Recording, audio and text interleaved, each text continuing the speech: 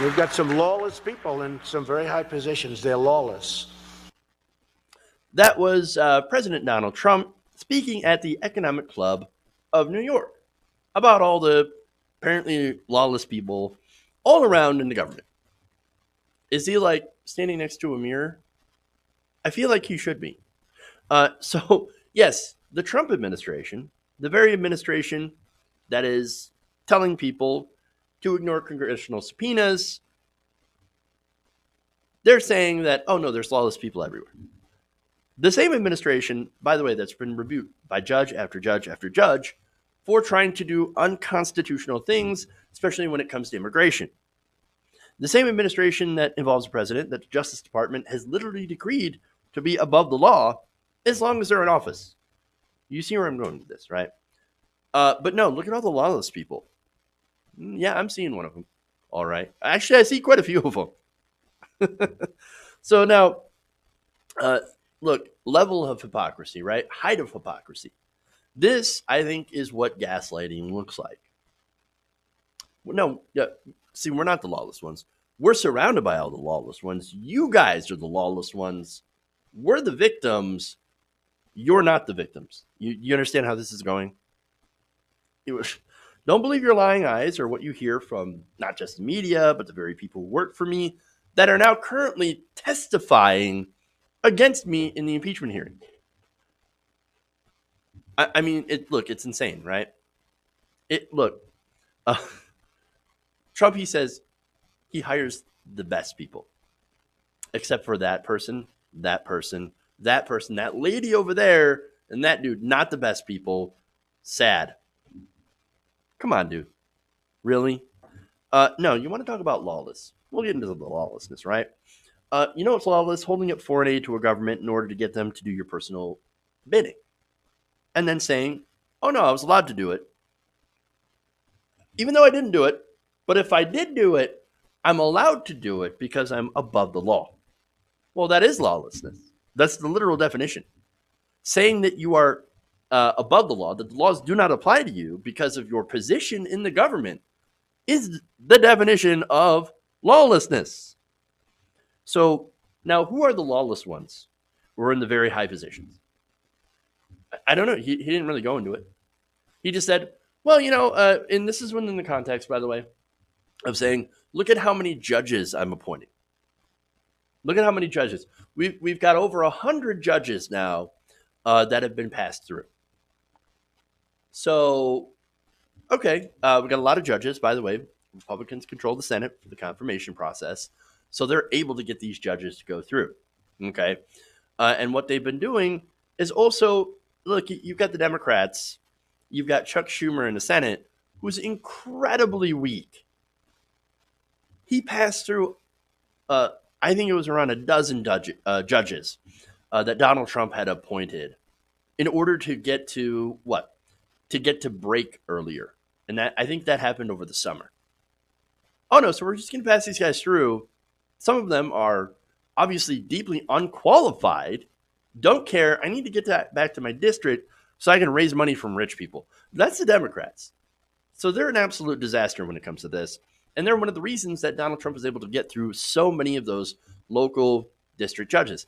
Some of those, like I mentioned before, are not qualified.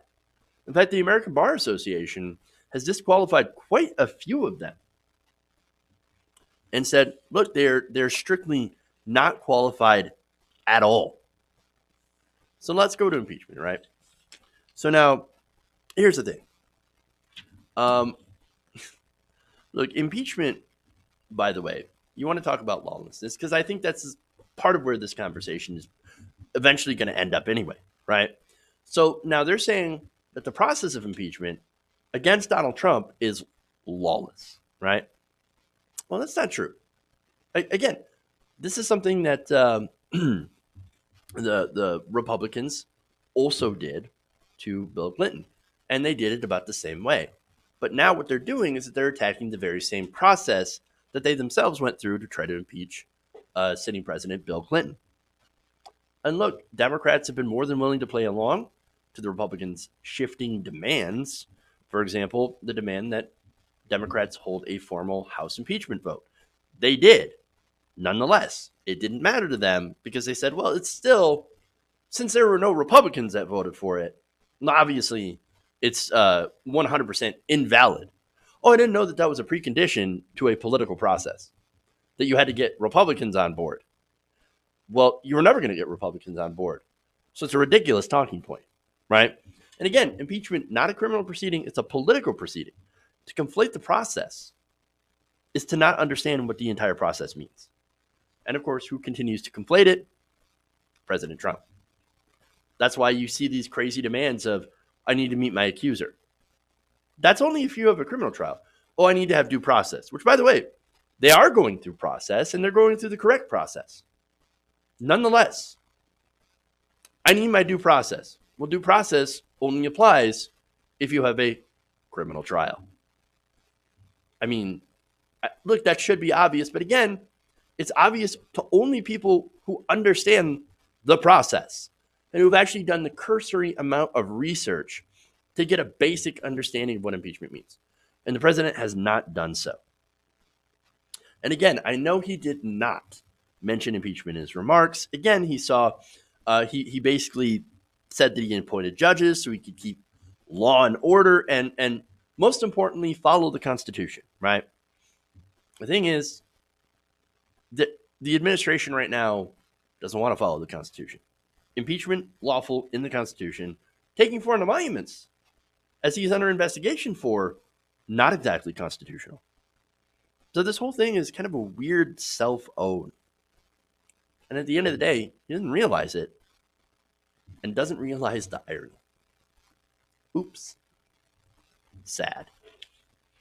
Hey guys, hopefully you enjoyed that free video. Now I'm going to have to ask you a favor. Between the demonetization and the YouTube algorithm messing around with view counts, etc., we're having a hard time adjusting to the new YouTube reality, which is where you guys come in. See, we have a Patreon, patreon.com/TYTNation, set up to help us rely on you guys, the viewers, instead of big corporate ads.